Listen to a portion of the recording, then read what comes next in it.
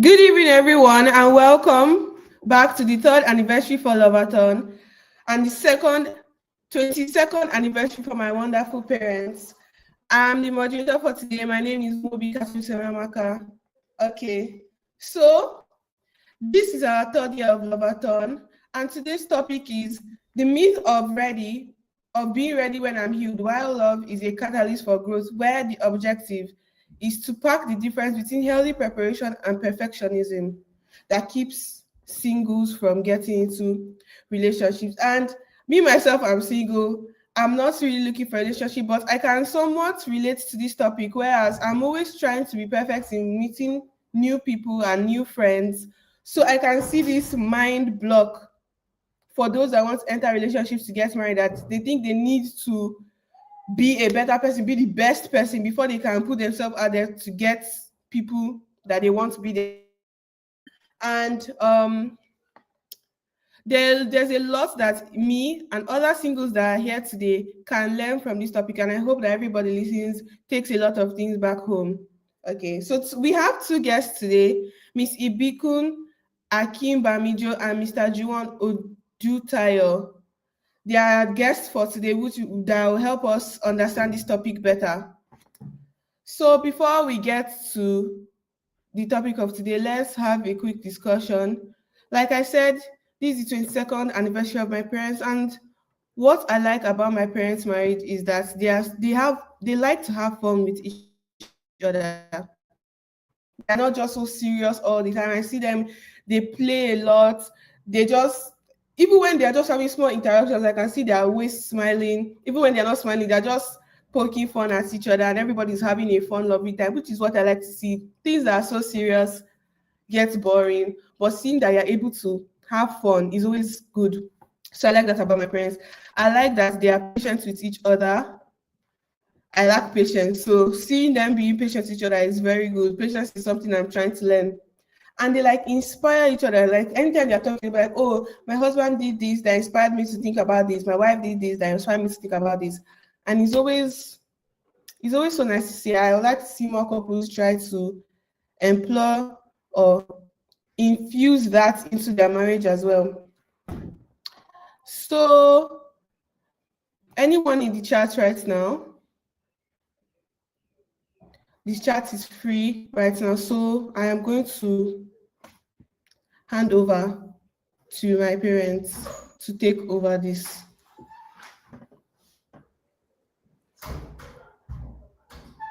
Thank you, Kachim, for that.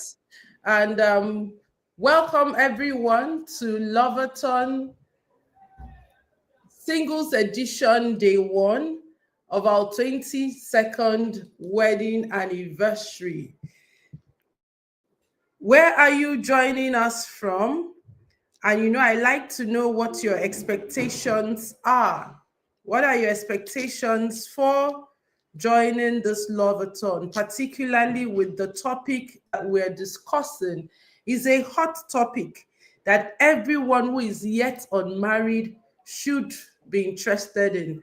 My name is teamDinmaNedum, and of course, I'm doing this with my most favorite person, Chinedu. He likes to be called his English name first, so let me help him to be okay.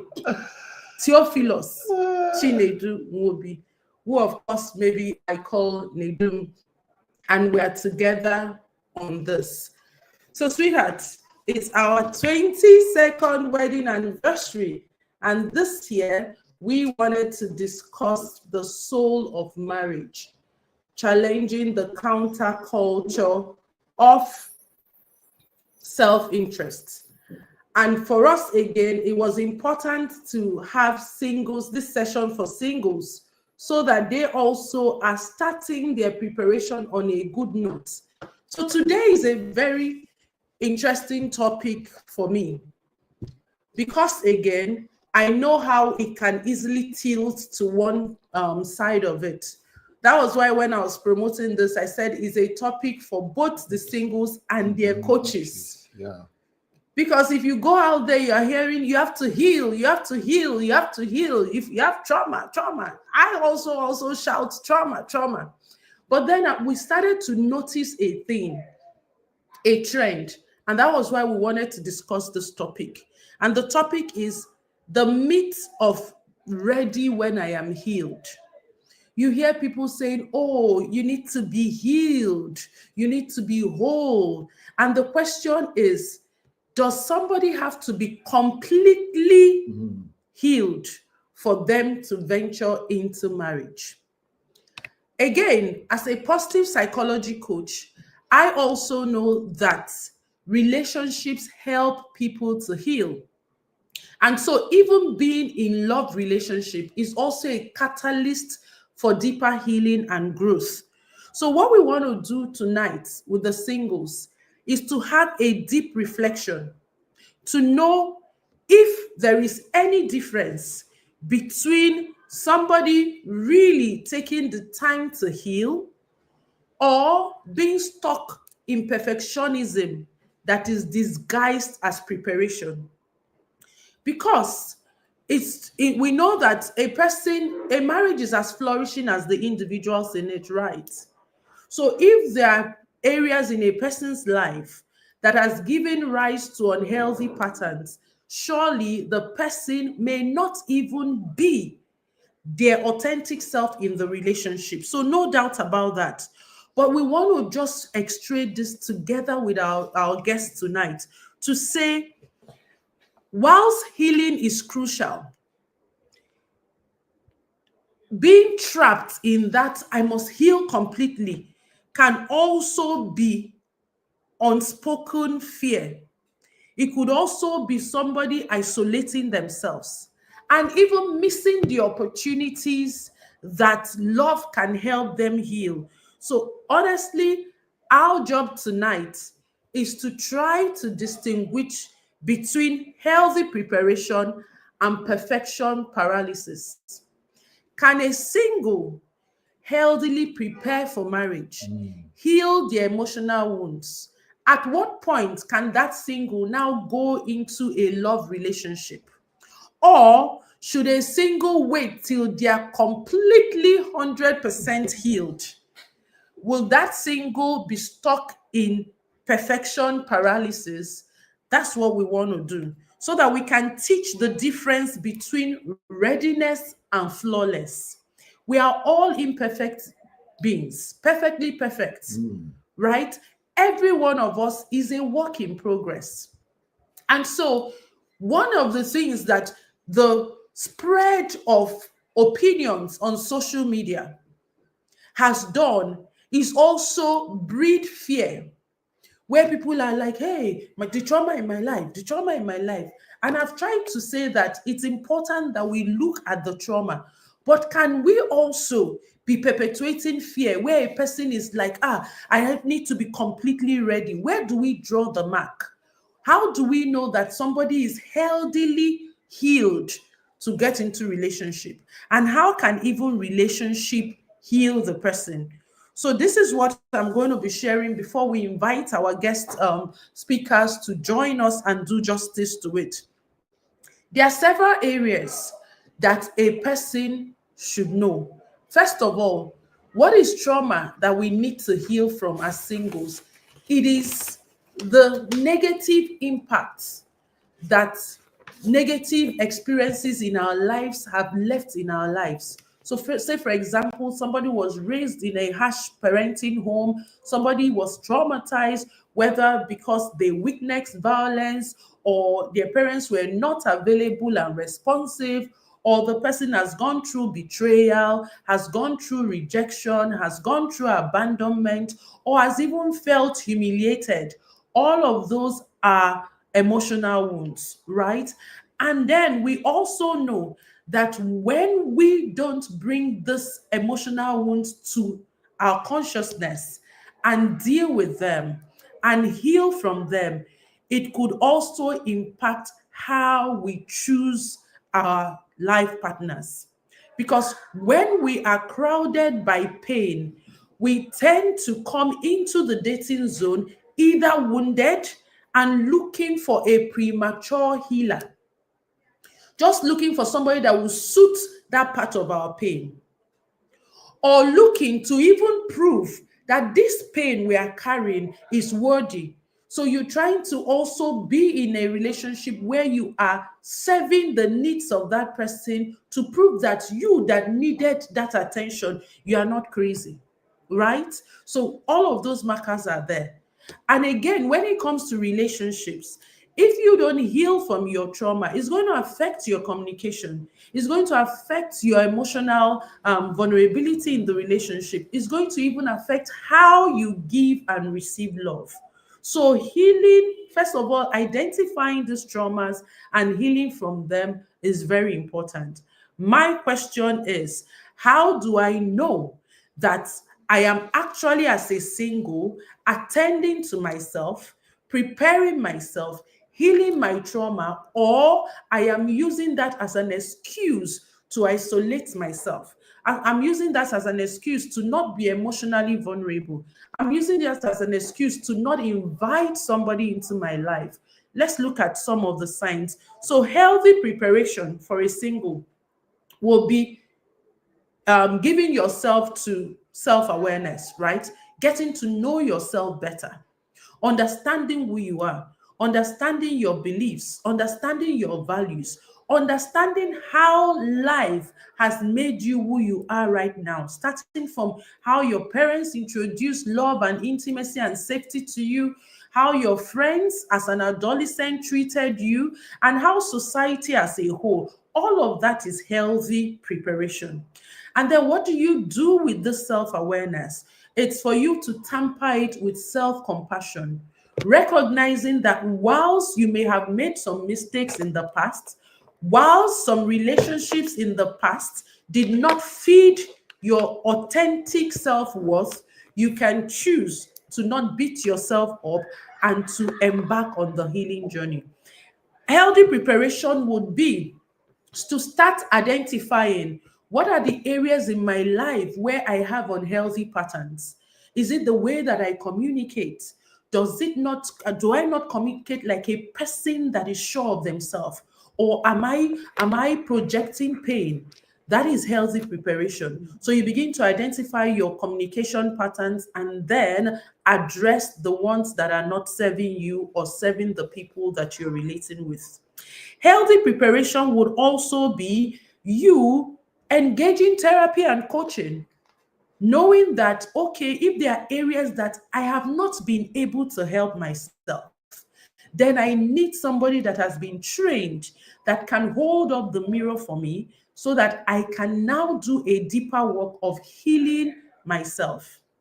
Healthy preparation would also be being vulnerable to yourself and vulnerable to the people in your life, to say, hey, this is where I think I'm getting it right, because all the people in the singles world are not all doing it wrong. There are things about you that are authentic, but are you vulnerable enough to own it and to say, this is me, this is what I can take, this is not what I can take? Then let's look at the signs of hiding. I've tried to give some signs of how we healthily prepare. What are the signs that could show that a person is hiding? It could be avoidance. I know that when I was single, before I got married, I was non-confrontational. I would rather not want to talk about the things that I was, well, will I say coincidentally, or that's my life story. So I'm just going to share the story. My husband is the first ever relationship I was in. And that one is even questionable because I don't know whether we're doing relationship, we're doing brother and sister. And then one day we said, oh, we're going to get married. But I'm saying that I didn't have the benefit of past romantic relationships that I can weigh in how I was showing up there. But in the one that the experience that I have, I know that I had the tendency of avoidance, where I would not want to bring up things, where I would not want to talk about things. But it took, as I grew in my self-awareness, personal development journey, that I could identify it, that it had to do with my peculiar attachment style, which was an attachment style that was avoidant, an attachment style that feared rejection and abandonment. And so it was, oh, I don't want to talk about this so that we'll just be in our peaceful moments. But when you see yourself, even when you are in a personal development journey, even when you are in a healing process, and you still find yourself avoiding, that's no longer, oh, I want to heal and I will not be in a relationship till I heal. It is signs that you are stuck in trying to think that you need to be perfect to be in a relationship. You don't need to be perfect to be in a relationship, but you need to be teachable and willing to accept your strengths, accept your weaknesses, and work on them. That's it. Another thing that we see that could be a sign of hiding is self doubt. You've gone through this coaching course, you've gone through this learning opportunities, you've read books, you've even applied yourself to coaching and therapy, but you still doubt yourself. I want you to know that if you don't take a chance at love, if you don't open your heart up to somebody, you may still stay stuck thinking that the trauma is still running your life. But the good thing about it is that when you have begun your healing journey, you should step into relationship. What the relationship can do for you is even tell you how much you have healed and the areas in your life that you still need to work on, and accept it wholeheartedly. But if you allow fear, if you allow self doubt to hold you down, you would stay in the healing process forever and not give love a chance. What about indecision? You are undecided. Should I? Should I not? What if I make a mistake? Look, nobody, and I say this with every sense of sincerity and even very aware that I am in the relationship space. Nobody had their partners or their lives all figured out before they jumped into marriage. But tonight we are going to discuss what are those signs that will show you that, oh, in spite of what I've gone through, I can venture. All right? Because, sir, were you completely sure that, oh, or ready for this dive, and you ticked all of the boxes to 100% before you chose to move ahead in this romantic relationship? Yeah, sorry. Thank you, Dima, for sharing with us. And this question, when I reflect on this question, am I 100% ready? Am I 100% sure? I think absolutely not. I have a list of what I'm looking for in a partner, spiritually, mentally, emotionally, psychologically. I was also have a list about what the person will bring to the table in terms of vision and purpose, her identity, background, and faith. And I even have physical features for what that person will look like. But however, I was just building a person and creating a person in my head that never existed. Though I run with that list anyway, but what I found out is that in as much as this is what I desire, I look at what was more important to me. That was the place of values. So I think what gave me the leap to move forward, despite any counter opinions, either from family, from friends, or those imitators, the value we hold there, the value of thoughtfulness, the value of wisdom, the value of your ability to coordinate yourself. I've seen you through the high and low moments. You're very calm, you're straight to the point, and also saw that you have passion for God as much as I do at that moment. I see also your ability to listen. And so I left for every other thing that may have been of interest to me, and I want at the value. So immediately I see that value alignment. Now that gave me the bold step to step into to say, this is the person. This is the person I want to do life with you. And this is the person I'm open, because I know it's a trial, it's a learning process, and we're going to move along to the path with both desire. So these are the things that I'm so sure of. For every other thing, it may not be the perfect 9, perfect 7/10, perfect 5/10, but the values were my concrete and sure foundation of saying, I'm ready to take this journey. All right. Thank you for that. That's just for us to, normalize that whilst it's okay to attend to your emotional wounds, it's okay to prepare, but you need to be able to ask yourself, am I stuck on perfectionism?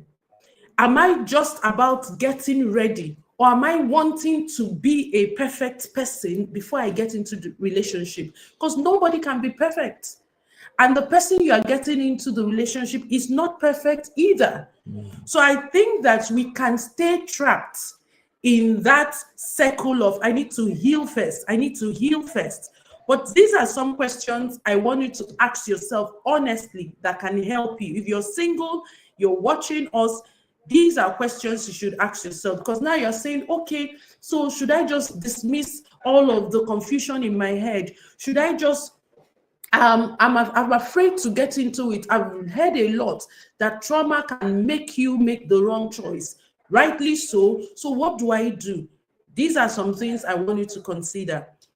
Are you actively working on your emotional and spiritual growth? You know yourself. Are you actively, as a single who wants to get married, and you're hearing that there is need for you to prepare yourself? Do you give yourself to that preparation? That's one. Secondly, what have you learned from your past relationships? And as much as you have taken the lessons, are you stuck in bitterness? Oh, for the things your parents didn't do right, for the things society didn't do right, for the things your ex didn't do right. Are you stuck in bitterness, or you have taken the lessons and you're consciously trying to apply the lessons in your life? That's two.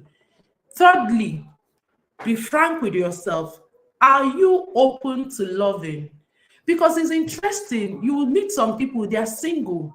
Outwardly, they are saying, I want to be in a relationship. But deep down, they are not ready to love. Maybe because they are still hurting from their past experiences. But outwardly, if you say, oh, those that are single, they show up. But deep down, are you really ready for love? To give love a chance? That's a question. Then right now, you may not be in a romantic relationship, but you have friends. You have your social circles. How emotionally available and vulnerable are you in that circle? With your friends, can you speak your mind to your friends? Can you set boundaries and uphold them? Can you let your friends know when you are not taking this, when you are taking it? Or do you still find yourself trying to people please, trying to dodge questions, trying to suppress your emotions, that gives you where you are on this platform of either preparing or just being stuck in your trauma, or even being stuck in trying to be the perfect person. Again, right now, if you still feel, I read something, somebody posted something on social media, and she was saying that a young man was in a very bad place because his girlfriend called off the relationship, and she's been trying to see how she can help him. And I also saw somebody else give a response to it, and I felt that the response was spot on. And this might do a double in your brain, but let me drop it. Right now that you're a single,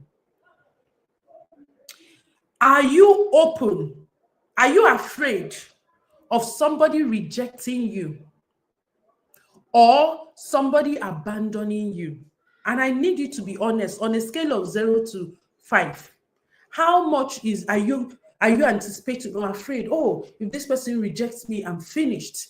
If this relationship doesn't work out, I'm finished. Because let me tell you something, for you to be able to pick a healthy relationship, you should prepare your mind for any relationship to go bad. Because what that tells you is that that relationship is not for you. But if you find yourself that and I'm not saying that you shouldn't grieve a relationship that ends, you shouldn't feel bad, but honestly, the amount of energy you give to staying stuck after you have been rejected or the relationship didn't work out is almost still pointing that there is something that you're not addressing. I don't say you just rise up and say good riddance to bad road, but as somebody who is in a healthy pathway to preparation, you should be open that if this is not aligning with what I want, with God's desires for me, with what will be my best, I'm open to the relationship not progressing. Grieve it as a human, but not let that be a yardstick why you will not attempt other relationships. All right. We'll build more on that when we get our guest in. So I think I have just tried to lay a foundation for what it is that we're discussing tonight and set you on the pathway to begin to think. Is there something as being completely healed before you can venture into a romantic relationship? How will you know if you have healed enough to take the chance at life? That's the preamble that I've set up. I have tried to communicate, and I'm going to be inviting our guests right now to come and do justice to this topic with us. Perhaps I'm just speaking from one side of the school of thought. Let's hear what these experts that have been in the family life space, working with singles and experiencing even people being stuck in preparation and people who are preparing healthily, what they have to share with us tonight. All right, so I'm going to be calling on Juwon Odutayo. Juwon, I'm looking for your profile. I don't know whether you give me profile though. Let me bring you on stage. Did you share profile with me? My profile is what you are seeing on your screen. That's my profile. You know, this man, let me not put him on spot because he does not like to blow his trumpet. But I will help him to blow it more. So because he will say, let's just get to the chase. Let's just get to the chase. No, we're not getting to any chase. We will introduce you. Let the people know you and know the work you have been doing. Don't you? When they say profile picture, is it not the picture of the person in that is the profile picture? They are seeing the profile. Anyways, let's not show ourselves here. So again, welcome Juwon Odutayo. He has on his screen the life compass, but I like to call him the lead coach of iNurture. And this is one man that is passionate about helping people enjoy marriage. I know that marriage is a catalyst for national development. Marriage is a way of God's work in the universe to get humanity to reconnect back to peace and harmony. But I like when I see people that add happiness and flourishing into that. We did not just come to marry to rebuild the world. We came to marry to enjoy this marriage whilst we're rebuilding the world. And I think Juwon is one person that I see bring that flourishing, happy bit to his work as a marriage coach. Welcome, Juwon. And thank you very much. Hold on a bit. I'll bring our next person, the compliant guest who sent me profile. I hope I'm not just going to make noise. When I now go there, I will not see profile. Hey, go.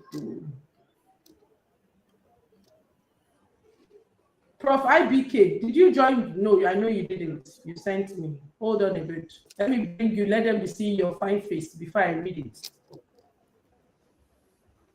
because that profile long gone, but I go try cut and short. So welcome and thank you, because I can't actively remember the time difference. You're joining us from Canada, and I really appreciate you doing this with us. So this is one, should I say young lady? Young, I don't even know which one to call.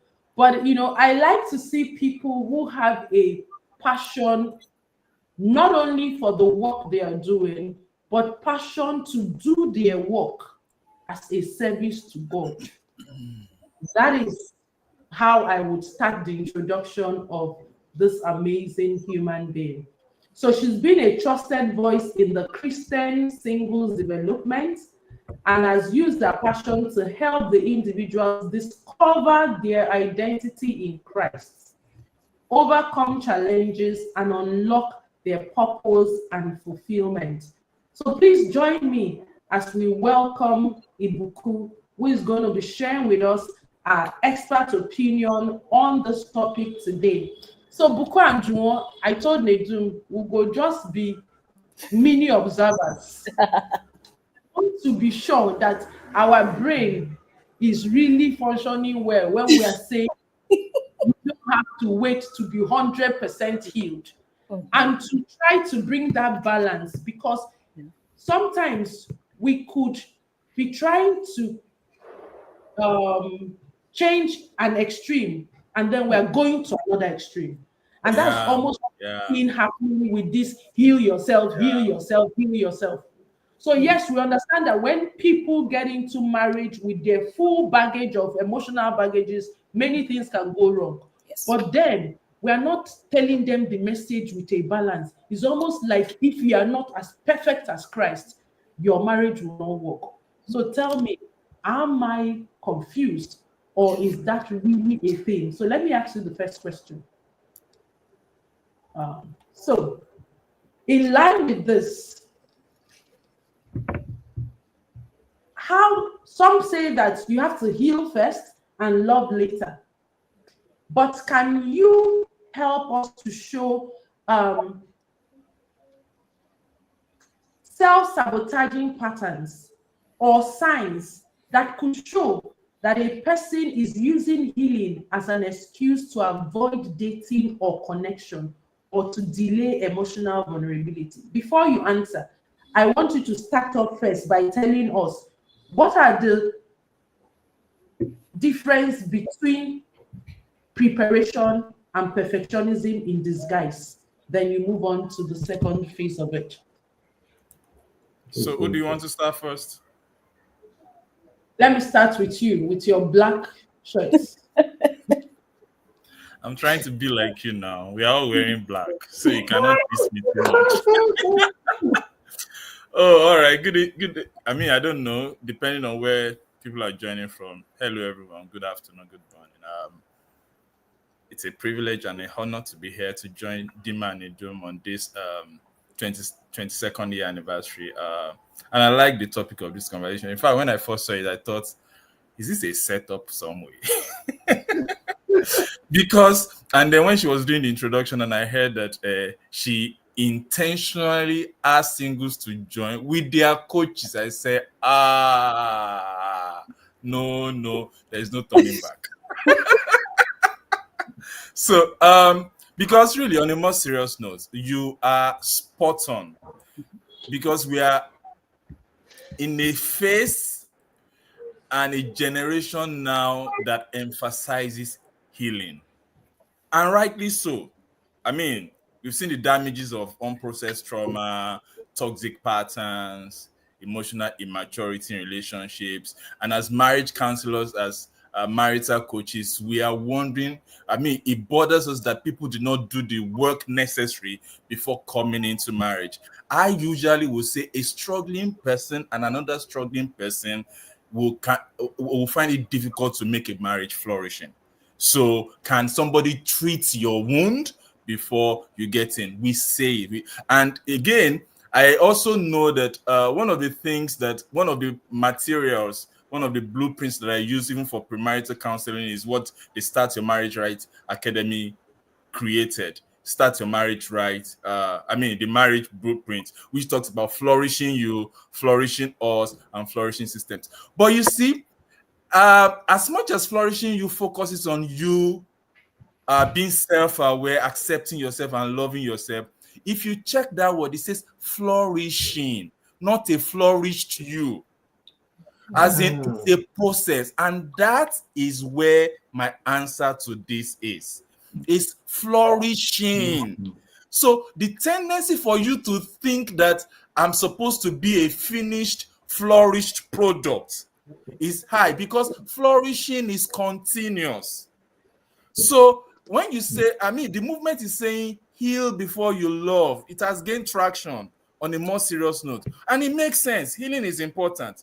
But the question is, how do you measure it? When is healing complete? What does it look like to be healed enough?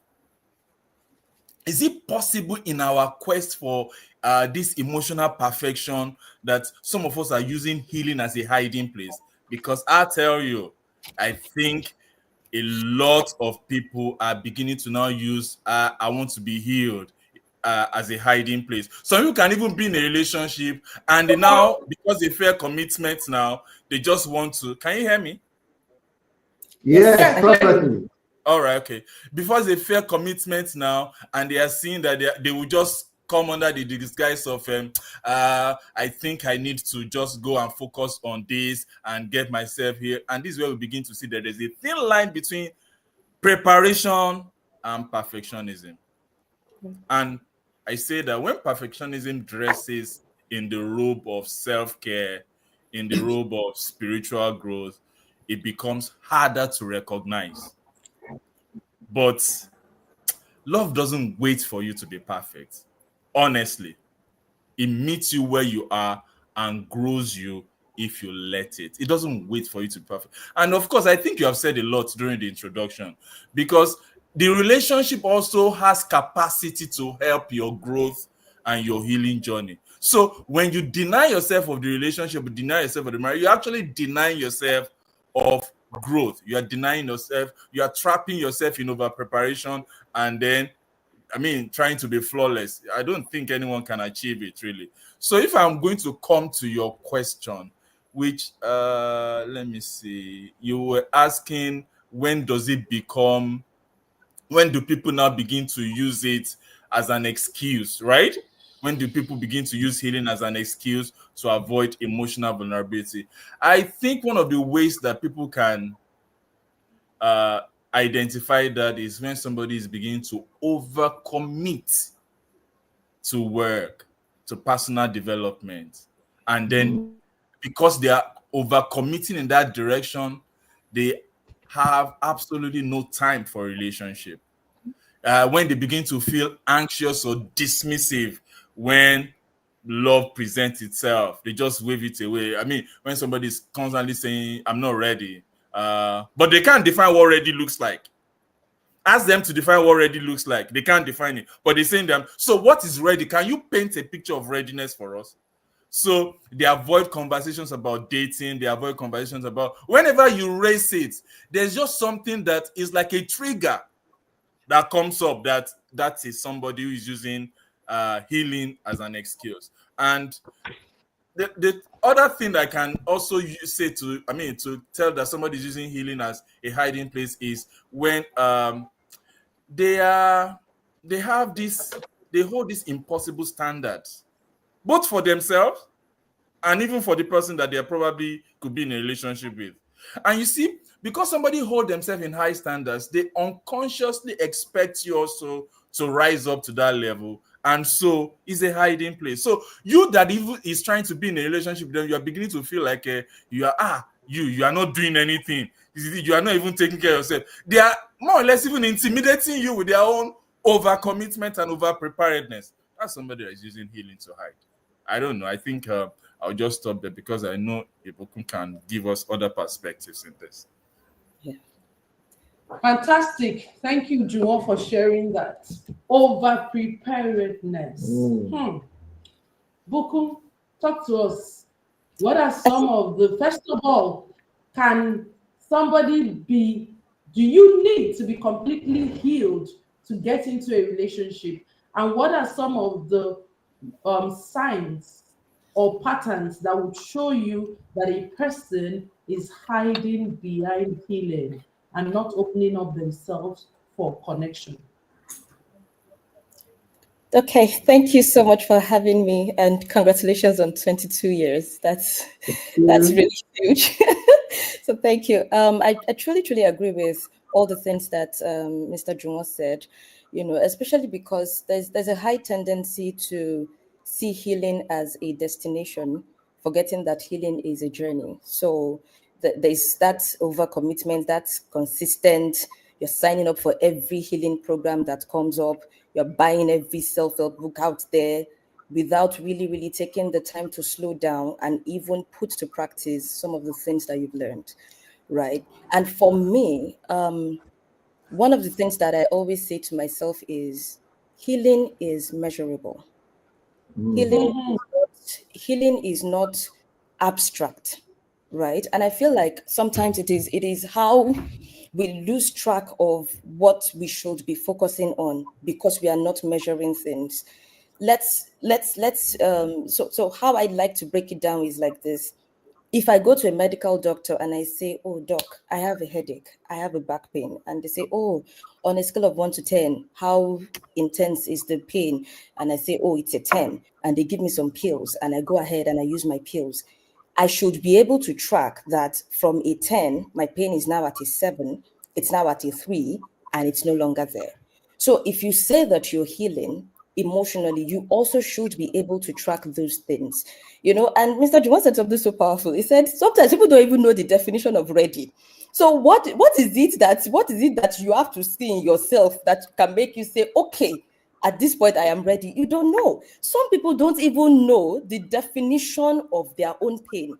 They don't know the definition of the traumas that they're going through.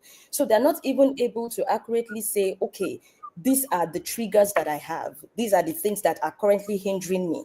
So even when their inability to process those things even already hampers their healing journey, because you cannot even define what is the hindrance to what readiness should be for you. And if you're not able to define what the hindrances to healing is, how would you then be able to define what healing is? And a lot of times, just like Mr. John had said, sometimes people are just stuck in that consistent loop of healing. They're just going from one healing program to another healing program. But true healing makes you stop and even put to practice the things that you say you are learning, right? It's like you say you're dealing with anxiety. They would give you meditation and all the other tips and tools that you can use to process all of that. But if you are not making use of them, there's no way you would even know when you're already becoming grounded. So healing is not a straight line. It can be many turns, many curves, but at the very core of it, it is measurable. So if you're still going through processes where you are, over processing everything, something happens to you, and the next thing you're even diagnosing yourself, you're already overcommitting to healing. You're already overcommitting because people cannot even have a conversation with you, especially in this current generation where everybody is suddenly narcissist. Now, before you do small thing, they say you are narcissist. I'm like, what do you even know is the definition of narcissism? You don't know. Like you're just going around with a flow that is not really helpful to you.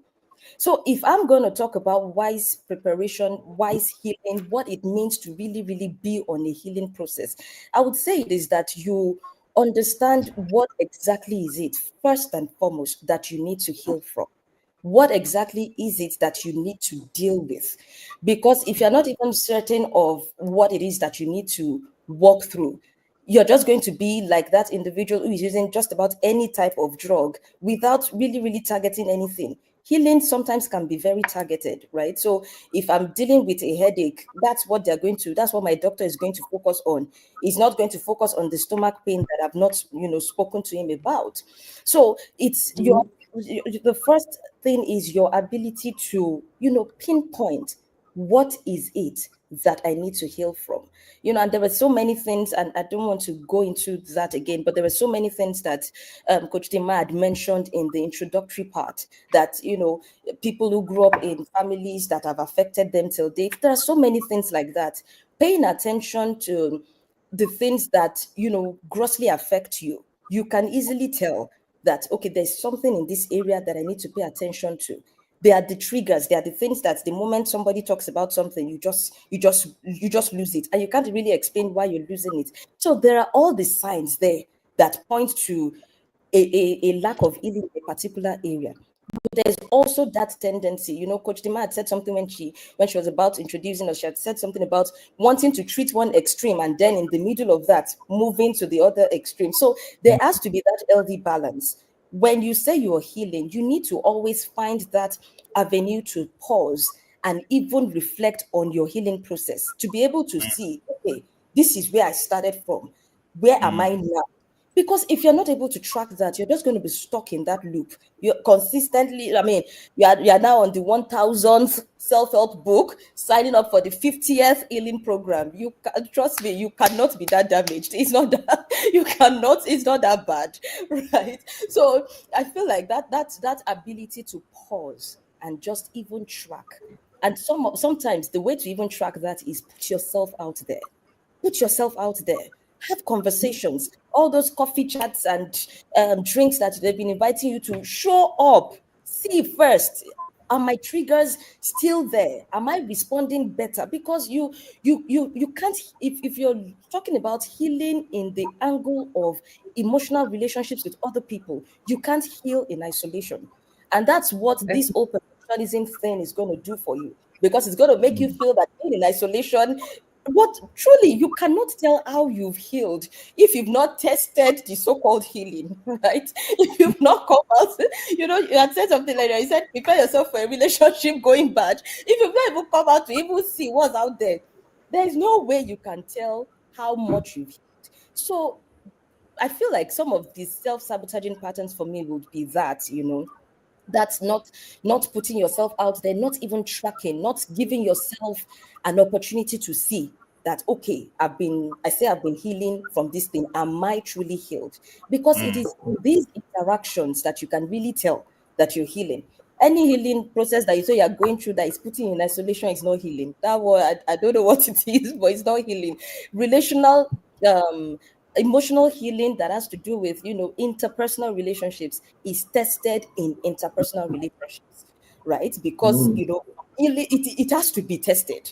Because at the end of the day, you say you're healing. Are you not healing to be with somebody? Why are you healing and you are saying that you are scared to? It's not balanced, right? But of course, this is not an invitation to careless or reckless living, putting yourself in situations that will cause you harm. Absolutely not. But it is that you are able to still tell that, okay, as at my last relationship, this was what happened. These were the things that went wrong. But in this one, I can see that my reaction, my response to this has changed based on this. Healing is trackable, So I think that's just what I'm going to add to what Mr. Juma said. You didn't just handle, you have added. You have added. Contribute a little bit that some of the sabotaging patterns and signs that show is that because true healing prepares one for love, not just to protect you from it. Because you are already hot, you are coming from a bad relationship, you are looking at healing that what will prepare you to protect you, rather what should prepare you to love better, to able to be in that space to know how to love. And another sign I wanted to, show up in this self-sabotaging pattern is spiritual bypassing, whereby the person is saying, the Holy Spirit has not told me, has not revealed me. I know, because you said that the previous one may have been because I was carnal-minded, I was focusing on the exterior, I was focusing on mundane things. And so now that I am healing or healed, I will focus on only the Holy Spirit. And so rather than making commitment and decision, you begin to say, Spirit have not said to me. Spirit have not said to me. While in truth, you are fearing the consequences of taking decision because you think the former decisions was more carnal, but now you need the spiritual one. And in fact, most times the spirit is not telling you anything. It's just an excuse. And another one I also see, another side is overanalyzing potential people. You know, because of previous trauma, previous behavior, maybe how that person looks, what he has, a new person is showing up, you are not giving him the opportunity to say, this is an entirely new person. So every bit of manifestation of the person's behavior, even the slight mistake, is analyzed by the X behavior. And so he says, since he's showing these signs, he's the same as the X. That is how the X started. So you are not giving yourself permission that when people show up, give them the chance, give them the idea that this is a completely, entirely different person that will not be analyzed by the personality of the past relationship. So the tendency is that in your pattern to see that this person has all the markers that you now need, which we know that nobody will take 100% of what you have. You keep avoiding people. So lastly, I want to add is the hyper independence. So because you want to now become the highly sorted person, you now want to ensure you make all the money so that the next partner will not abuse it because of money. Maybe the past one did that. Two, you now want to be yourself. You want to be that person that must be respected. So you begin to pursue career in such a way that when you are introducing yourself, they will know it's not the husband that made you that person. It's not the one that made you that person. You're already a person to be recognized, to be respected, even you before you meet in that partner. So in the push to show yourself up there so that your success is not counted by the partner, you might now dive into over performance, so that you have built an identity for yourself. So whoever that comes has nothing to tie with your current success. So these are just what I want to add to this. So many things you have said, and you really, whoever is there who is passing through this situation, what we're just saying is check all these markers, all these patterns, and find out that if this is really where you are, there is hope for you. At least this topic,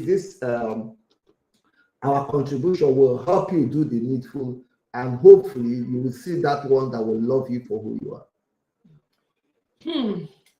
Let me just move on to the next question. If I respond to this, we will not move on.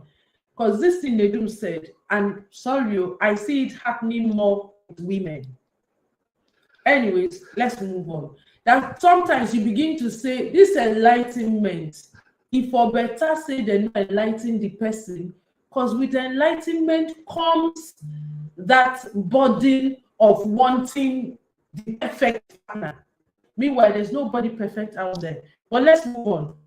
So I hope that every single here is getting the balance. We're not saying neglect personal improvement. We're not saying neglect addressing your emotional baggages. It's just no. So if somebody asks me now, when do I know that I'm ready to get into a relationship? If you have done a thorough healing process and you felt that you have brought the things and you have seen, like Ibuku said, your healing is measurable. You are seeing your progress. You can venture into a love relationship, at least to go and test how you have healed and how you are prepared to invite somebody. So I'm going to quickly take that to move on to say, can each of you give us 3 things that are key qualities that shows that a person is ready for love, even if they are not fully healed?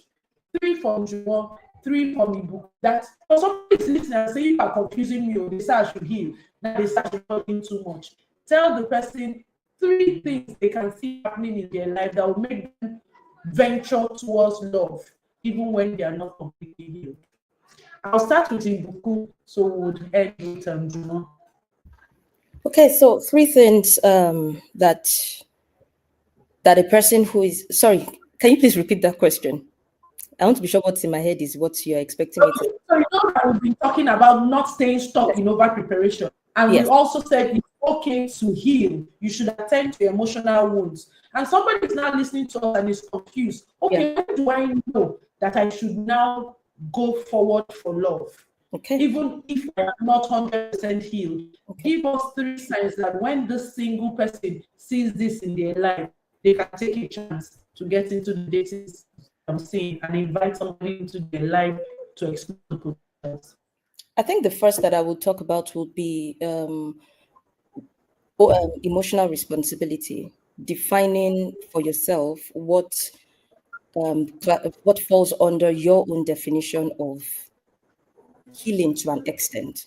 So, for instance, if what are some of the triggers that you had in the past, and looking at those triggers, you pick like the most intense of them all, and if you've seen some level of progress in that, then you can now ask yourself, am I ready to now move on based on this level of progress? So I would say emotional responsibility, you've been able to track that healing process that we've been talking about. And then I would also want that person to also define their level of wholeness, right? Why do you want to go into a relationship? Is it because you feel that you are incomplete without a relationship with another person? Because the honest truth is, thinking that another individual is going to complete you is putting too much responsibility on them. So, what is your own definition of wholeness? What is your own definition of wholeness? If you go into a relationship, for instance, and it doesn't work out, are you going to fall like a pack of cards, or is that going to be a learning curve for you? So, that ability to define what that will do for you is also important to note. So if you're still at the point where if a relationship ends today, your life is over, I think that's enough for you to pause and still try to fix certain things in your life before you go further. Because again, this is life, nothing is really guaranteed. You need to be able to have that level of wholeness within you, that whether or not this thing works out the way you want it to work out, you're not going to lose yourself. You're rather going to see it as feedback and continue on your healing journey. And I think also having a definition of healing, I think that's another thing that I would also talk about. Being able to say, oh, okay, I think I already spoke about that when I spoke about emotional responsibility. I think the third sign, let me see, I would say don't over spiritualize healing, right? Don't try to don't don't hide behind spirituality as a reason why you're not making a move. Don't use spirituality as the reason why you're not putting yourself out there, right? Because again, sometimes when you're talking to people and they throw in the God said card, there's really nothing you can say again at that point. You're not going to be the devil that wants to come in between them and their relationship with God. But it's important that you are not over spiritualizing your inability to take risks and commit to other people. Make sure that if you are truly not moving, it is not because you are scared of certain things, but it's rather because you just genuinely feel in your heart that this is not the person, right? But so I would say those three things: owning your emotional responsibility, defining your own level, defining what wholeness means to you, and not over spiritualizing delay would be three signs that I would say should be a pointer. Fantastic. Thank you so much for that concise point. So, Jumo, additional to this, you want to share with us? You Okay. already talked about sister. You leave the spiritualizing. She don't already tell us. Tell us extra. Okay. Let me just quickly share that. I think 2 weeks ago I went to the hospital because I was having pain in my right arm. Okay. See, I'm able to do this now. But that 2 weeks ago, I couldn't do this because I think I strained something when I was doing push-ups. So I went to the hospital and I saw a doctor, and the doctor checked it. And they even, said I should do an MRI, but she gave me some drugs and then said I should book for MRI. And then after 1 week of using the drugs, look at I went back to the doctor and said, do you think that I still need to do MRI? And when I went to doctor and she gave me the medication, she said, you're going to stop your push-ups for now, for the next 1 or 2 weeks. And so when I went back and gave the progress report She said, "Oh, fantastic! That means the pills I gave you really helped." And like that, he said, "Okay, I gave you for 1 week. I'm going to give you for another 1 week, and then you can come back to your normal routine." So I used for another 1 week, and gradually I begin to stem back into my normal routine. Up to now, I have not done MRI. So when you say what are the key signs, you need to be able to check and track your progress. And that's it. I mean, Ibukun dwelt a lot on that, because healing is really not, it's not linear. It does not happen, it's not solitary, it doesn't happen in isolation like that. So for me, 3 key things is willingness to be vulnerable even when you are afraid. That's number 1. Willingness to be vulnerable even when you are afraid. To come out and say, this is how I feel. This is why I probably show these tendencies. And that is a key sign that a person is healthily ready for love. You can actually be vulnerable with the person that you're with. A second thing I'll mention is ability to communicate needs and listen without defensiveness. Check if somebody communicates their need to you or complain about, share a concern about something that you are saying or you've said or you do, or a pattern that really does not make them feel comfortable. If you are able to listen and not be defensive and able to reflect and process, you are ready. I mean, that is some growth. That is a lot of growth, because relationships are not built on flawless people. They are built on imperfect people that are committed to growth. They are not built, I mean, it's not that you have to come to a relationship and be flawless. I've been married for this number of years, and it doesn't mean I'm perfect. It doesn't mean that my partner is perfect. But the point is, we are both committed to growth. So I can hear her talk about something that she's not comfortable with, and I take it as feedback and I press update on it. And then I watch my effort in that regard stream from 0 to 10 to 12. I'm making effort in this area that is not comfortable for me. That's somebody that is committed to growth. So I say, number 1, willingness to be vulnerable, 2, ability to communicate and listen without being defensive. And the third thing that I will add is openness to give and receive love. Because there are some people that their tendency to want to receive love is really they are protected, because they don't want to feel that they are indebted to you, and so they don't want you to do stuff for them, so that it's not like I don't know how to explain this, but I know that there are people that they are very, very skeptical about you doing stuff for them or receiving love for you. They can't embrace love. They just want, I don't know whatever it is that they've been through, but if you are open to give and receive love and not just see it as a transaction, I think that you are actually growing. I'm not even going to say you are ready like that. I would say you are a growing person. You are committed to growth. So, because key thing for me is that relationships are not about flawless people. They're just about people that are committed to growth. So, commitment to growth with someone, not just before someone, but with someone, is it for me. Yeah, willingness. I said willingness to be vulnerable, ability to communicate, and then openness to give and receive love. Those 3 will be it for me. I will help you add you are prepared for love, because you say you are growing. That already shows you are prepared. You're prepared, yeah. That they are using, because now somebody will go and say, if you have trauma, you should not love, you are not prepared. But if you see these signs that you have shared, that means that you can venture, and then your heart can also take whatever comes out of it. And I love totally what you said about nobody gets into marriage flawless, but it's that mutual commitment to growth, which is why I always say to people that if you ask me, the number 1 trait anybody should look out for in themselves and in a potential partner, that overacts everything is a teachable spirit. Anybody can improve if you are willing and open to learning. And that is so spot on. So that's where I would just wrap my own contribution to what you said.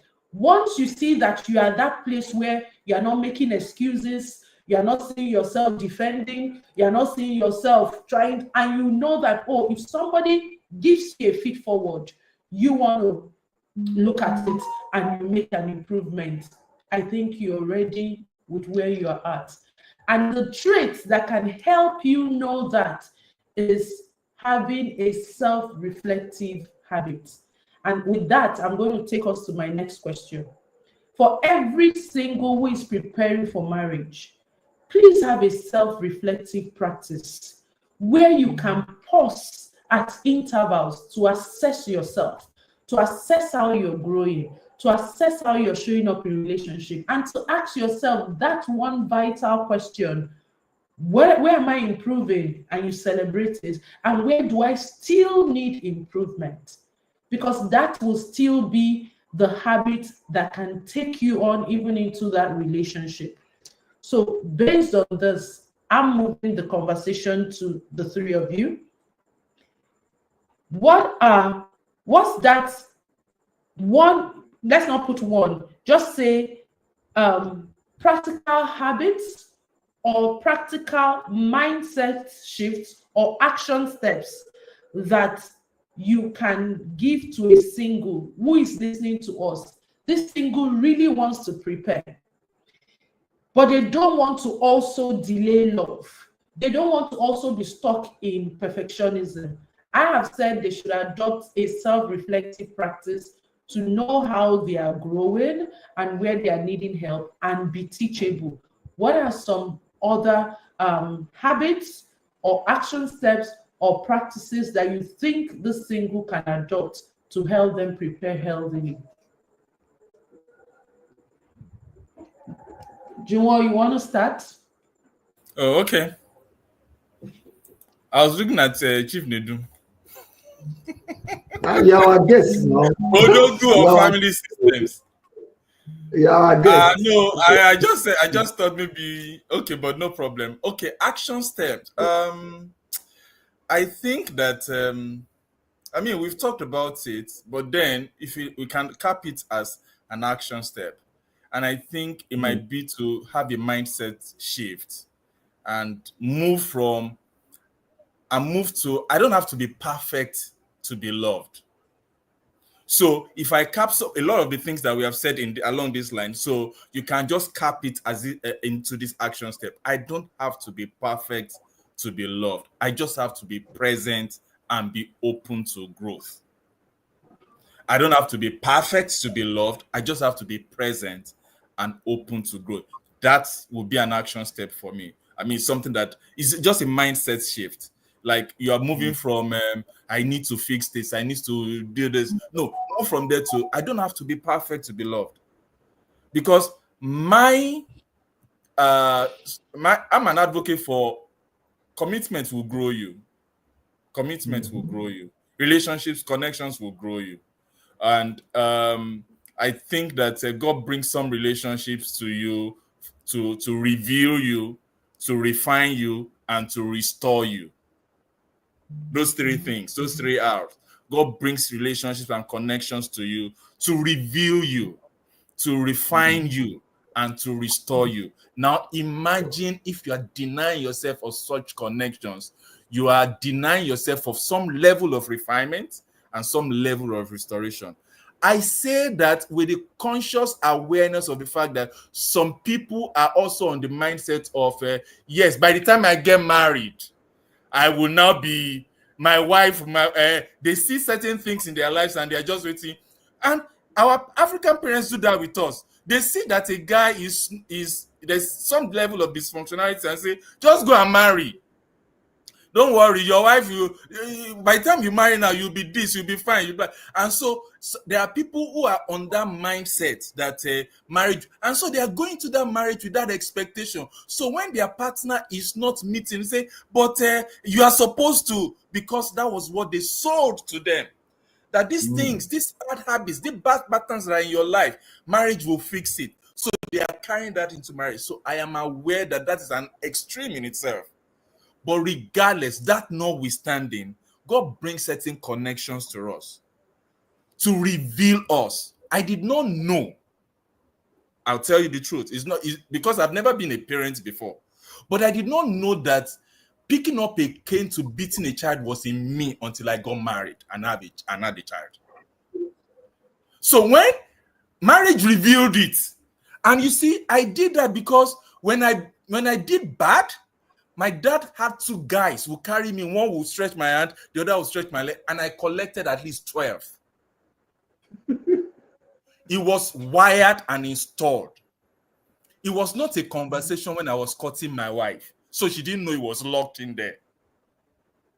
And then she grew up in a home where her dad never raised a hand on her. When I got married, marriage exposed it. Welcome to my citadel of learning and growing. And so I will say, to correct that installation and uninstall it, marriage helped me. So when I say it will reveal, it will refine, and then it will restore you, I know what I'm talking about. But then at the same time, it's not an excuse for somebody to say, my refinement is inside the marriage, or my refinement is inside the relationship, and so you are not committed to growth. All right. So I think it's just to say I don't have to be perfect to be loved, but you can be present. I just have to be present and be open to growth. And I think the other thing is just say yes to connection. I mean, some connections will help you learn and grow. So even if you feel uncomfortable, one trusted person see your real self. So yeah, that would be my action step. That would be my action step. Fantastic. Ibuku, please go ahead and share with us. I really, really like what he ended with. Say yes to connection. You know, I think that I said, let me shut up and allow you to talk. I think because that's something I wanted to talk about. I think that's really powerful. Say yes to connection. I'm just going to add that. Say yes to connection and be open-minded as you say yes. So don't say yes with the mindset that, don't say yes with a rigid mindset, right? Because at the end of the day, I really like that whole process of reveal, refine, and restore. God can use these relationships to do any and everything in and through you. So say yes to connections with the mindset of whatever this wants to teach me, I'm ready to learn. Right? Because if you're showing up to connections and all you're just showing up for is this person asked me for coffee, I've met my husband, like you're just sorry you're just setting yourself up for unnecessary heartache, right? Show up for connections in your most authentic self. Show up genuinely interested in the other person.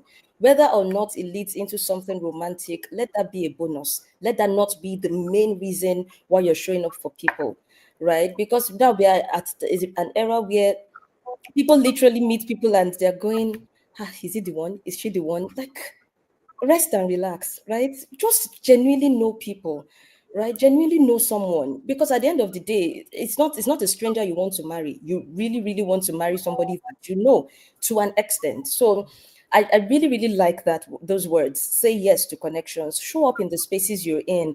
There are so many singles who are in these communities. You never see anything. You never show up. And so I feel like I'm talking to myself right now, but it's okay.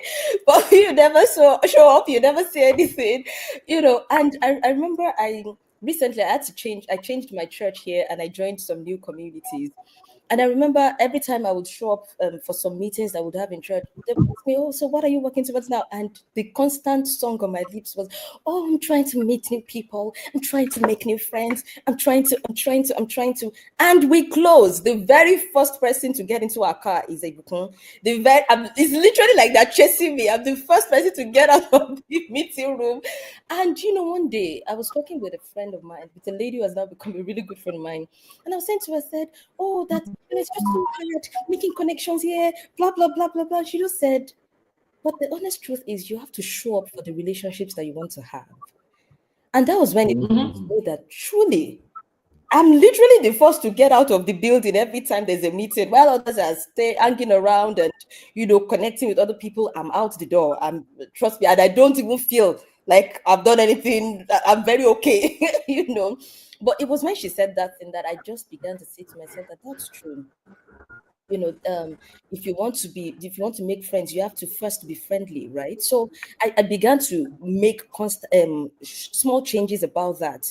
Oh, we're going to hang out in this place, we're having barbecue, we're having this. I would show up there, and I began to see that the more I showed up in those places, the easier it was for me to connect with people, right? Because I mean, in this side of the world, it's not as easy like it is in Nigeria to really connect with people. Sometimes you need to put in the work yourself. But I think I like that dimension, because I feel like sometimes we can be so complacent in wanting to connect with people, so that we forget that sometimes it's also work on our part. You need to show up that and let people know that, oh, I want to have you in my life, I want to be your friend. Oh, I think we lost them.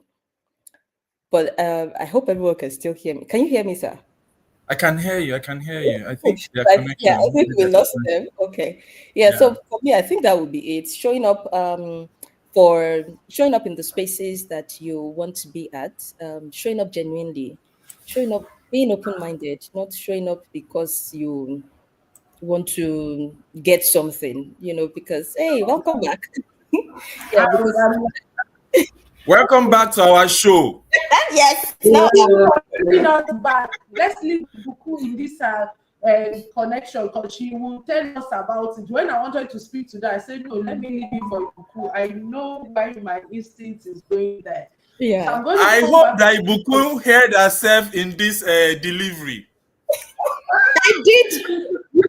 I was saying this yesterday at the married edition, that the people we invited for each topic were intentionally either set up or put there for a reason. So I think just when we're looking at, oh, what are we going to invite? It was strategic that you're in this conversation. So let's just leave that one. But you understand that. And this meeting is recorded. We'll play it for you again.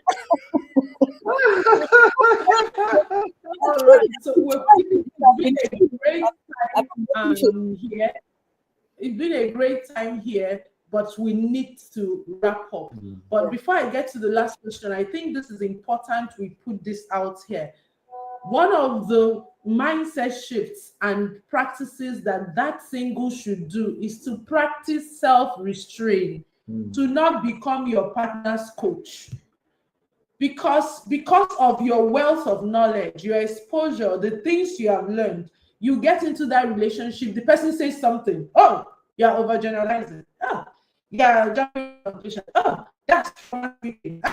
And the relationship is not striving just there, rather to love and exchange love, but you're trying to change the person, you're trying to coach the person. And I know it comes easily if you are aware. You just want to teach, you just want to. So you need to practice self-restraint so that you don't become your partner's coach. You can share ideas with them in healthy ways. Maybe you're having retreats, you go to workshops, you go to seminars. One thing I've seen that works is to put that partner on the path of growth. So, for example, they have LOVE-A-THON. They say, oh, let's attend LOVE-A-THON. When the person comes, he will hear that you want to teach. Oh, let's go for this. But if you make the person, you become the person, that will make the person feel like you are not accepting them for who they are, or you are here to change them, or you don't like them for who they are. Oh, what's connection doing to my people now? Yeah.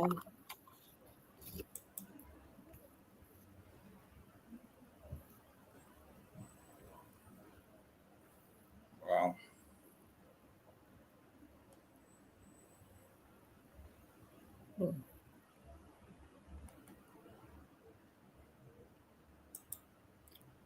Hope it's not just me. Am I the only one left? Looks like I'm the only one left. Everybody left me alone. Well, okay. I think while we wait for them, let me see. All right, let me just take the last question, which would be, what would I say to my, what would I tell a younger unmarried self about marriage? My younger self, my unmarried self, about marriage preparation that I wish someone had told me. It would be trying, stop trying to arrive. Because if I use my personal story, for instance, I think I had one or two delays because I had some delay. Let me not say one or two delays. I had some delay because I was working on trying to arrive before marriage. Okay, I was already taking the last question before you showed up. Sorry, welcome back. I'm so sorry about that. We need to quickly wrap up because I don't know what. Yes, I was already taking the last question. Fantastic. You are God sent. Please go ahead. All right. So I was saying, what will I tell my younger unmarried self about marriage preparation that I wish someone had told me? And I think what I would say would be stop trying to arrive before allowing love in. And I think that was something that I did before I got married, and I waited for a while trying to just because, and one of the reasons why probably that happened with the benefit of hindsight was because I know where I was coming from. I was coming from a dysfunctional home, so I had that task of, because I had seen other my siblings, step siblings, how their marriages packed up, how they were not, and so I knew I had a lot of work to do. So so I was just waiting.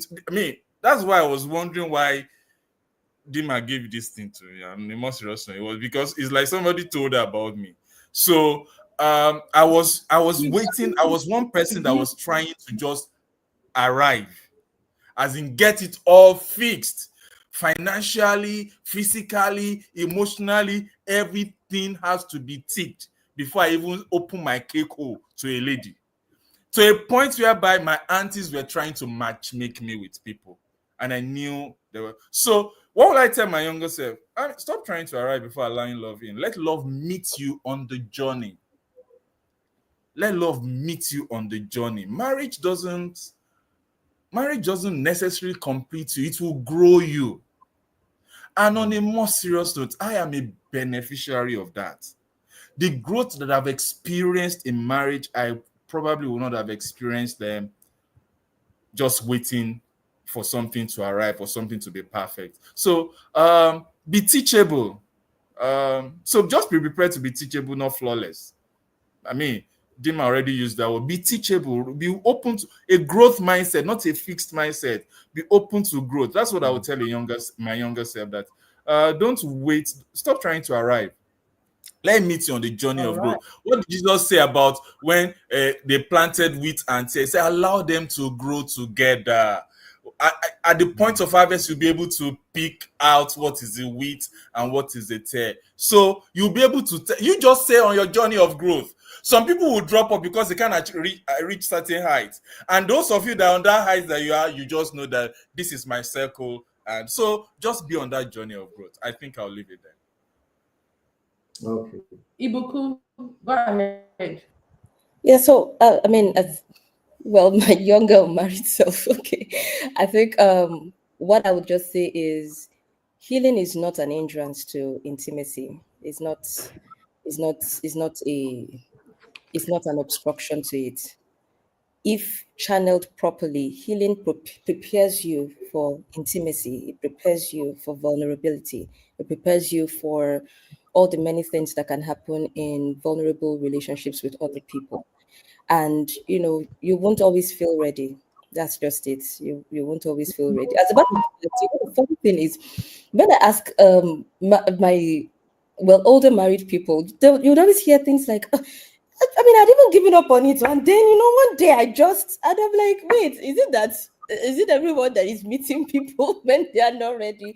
But like, there are just some people who have just met people right at the point where they've even given up. They've done all the 1,000 ways to know you are ready for marriage, and at that point where they've given up on it ever happening to them, it happens. So you won't always feel ready, but just like Coach Dimad said, that teachability, that willingness to grow with someone, that willingness to let somebody into your life and your space, and you can build something beautiful together, is truly an experience that is wonderful. And sometimes you can't even put into words how impactful that can be in your life. So just be, I'm going to echo that word again, be teachable, be open to the many ways that love can change you, and be also open to the many ways that love will grow you, because true love grows you. It challenges you. It spreads you in, it just expands you in a really, really beautiful way. So be open to that. And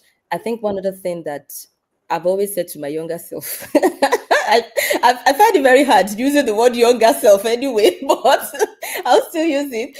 But I think one other thing that I just always say is your love journey is a personal journey, and it's not going to be a it's not going to be a story that is recycled a billion times over. What God is doing in and through our lives is a unique, bespoke journey. And so be open to the many directions that He wants to take you. At the end of the day, Jeremiah 29:11, it is, a thoughts of good and what am I saying? God, thoughts of good and not evil, to give you an expected end. So be very open to the way God wants to work in your life. Love is beautiful. Regardless of what people are saying on social media, it is beautiful. Be open to it, receive it, accept it, welcome it. All right, you're back with me. You're back with me alone again, and I think we are already tying it up. So basically, the subject has been the myth, ready when I'm healed. The myth of ready when I'm healed, how love is also a catalyst for growth. I hope you have had a fantastic session. I hope we have learned one or two things today. So as we tie it all together, DinmaNedum will do round up for us. Don't worry, you people will be relaxed. If network throws you out, I got you. Are you back? Can you hear me? I'm back. I can hear you. All right. Okay. It's just them now. Okay. Yeah. I don't think they can hear us. Can you hear us? Okay. While we wait for them to join in, I was just saying that I hope we have all learned one or two things. We've looked at the trap of over preparation and all that. Can you hear me? I can't hear you. Oh boy. Can you hear me? I don't think so. I don't think they can hear you. Oh, okay. All right, just a recap because I know the time is fast spent. Some of the things that I think we've learned from here is that relationships aren't built on flawless people, they are built on people that are committed to growth. So healing is not linear, it's a lifelong process. There are certain healing that will only happen in relationship, basically. And marriage will reveal, relationship will reveal, will refine, and will restore. So you probably might be denying yourself of these things if you are waiting for yourself to arrive before you get into a relationship or before you get married. The danger of hiding behind healing sometimes is basically the real reason we delay love is fear of rejection, fear of being seen too deeply, fear of repeating the past, fear of not being good enough. Yeah. And sometimes we address that fear in self-development language, saying, I'm just working on myself. So when in actual fact, you're just avoiding the vulnerability that reconnection demands from you. So just watch out for these things. Know that it's a journey. Know that it's not a destination. There's a difference between healing and hiding. So stop hiding under personal development, self-development. Love can be a mirror and a refiner. Sorry, I'll pick this call because it's Dima that is calling. Okay. Hello, Dima.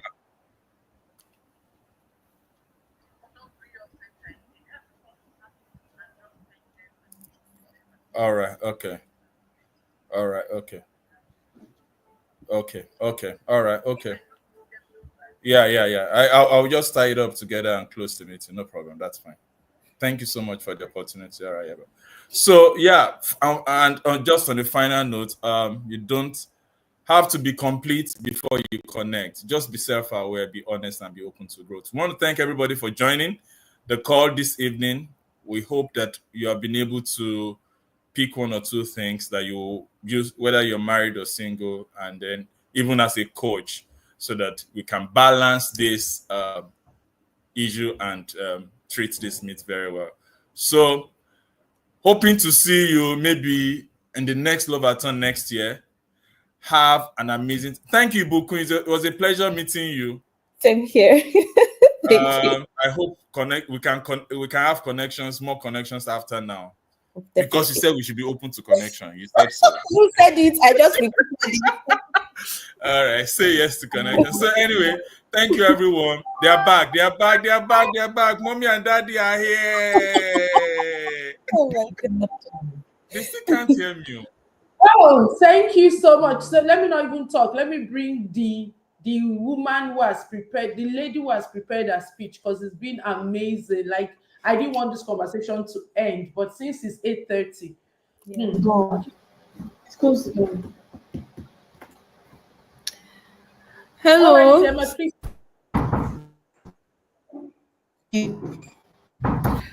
Say a big thank you to our today's guest, Mrs. Akibamido. Sorry if I pronounce that, if I not pronounce it correctly. I'm Mr. Odutayo. I learned a lot from what he said because I'm an avoidant personality type.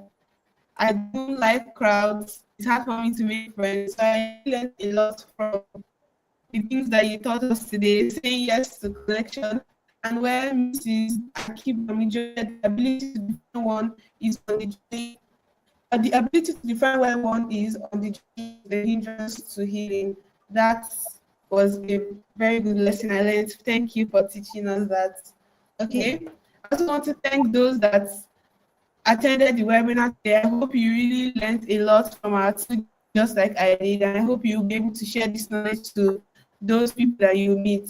And I also want to thank our hosts, Mr. and Mrs. DinmaNedum. Thank you for hosting LOVE-A-THON for singles and couples that are here to learn more about opening their hearts to others. And I hope that next week, when we continue our LOVE-A-THON, people will still attend to learn more from our future guests. Thank you for coming. All right. And on that note, it's bye from all of us. Thank you so much, Juwon. Thank you, Ibuku. I know that I can always count on you, and you did justice to the topic. May God bless you. Amen. Bless your ministry. Bless everything that you do. And for everyone who joined us, if you felt that you had value today, wait for next week, Sunday, where we'll be talking what's the preferred way to date. I don't want to let out the cat from the box, but trust me, if you enjoy Juwan Ibuku, the guests for next Sunday are fully loaded, and they were also intentionally chosen for that topic. So enjoy the rest of your day and have a fruitful week, and we will see you next week. And it's bye from us. Bye.